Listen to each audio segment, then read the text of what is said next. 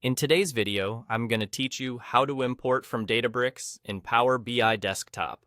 By the end, you'll know exactly how to start a connection from Power BI to your Databricks environment so you can work with your data right inside your reports.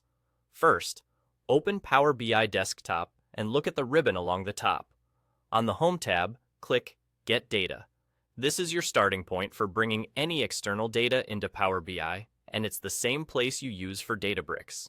When the Get Data window opens, use the search box to type Databricks. You'll see the Databricks connector appear in the list. Select it. Using the search bar is the quickest way to find the connector and helps you avoid scrolling through a long list. Next, Power BI will ask for two details: the server hostname and the HTTP path. These are essential connection properties that tell Power BI exactly where your Databricks workspace and SQL endpoint live. The server host name is the address of your Databricks workspace, and the HTTP path points Power BI to the specific Azure SQL Warehouse or cluster you're targeting. If you're unsure where to find them, your workspace settings or platform administrator should be able to provide them. It's a good idea to copy these values directly to avoid typos and make sure there are no extra spaces before or after the entries.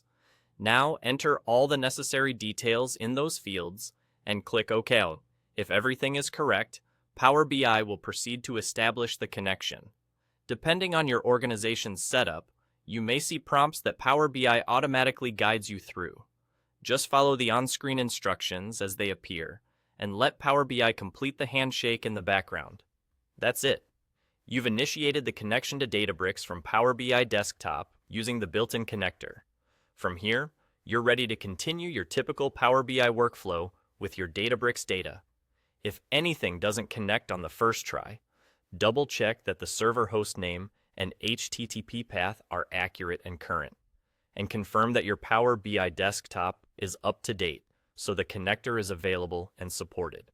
Small errors, like a missing character or an extra space, are the most common causes of connection issues.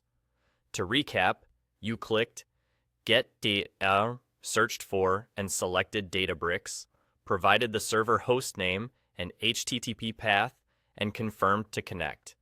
With those pieces in place, you're all set to start analyzing your Databricks data in Power BI.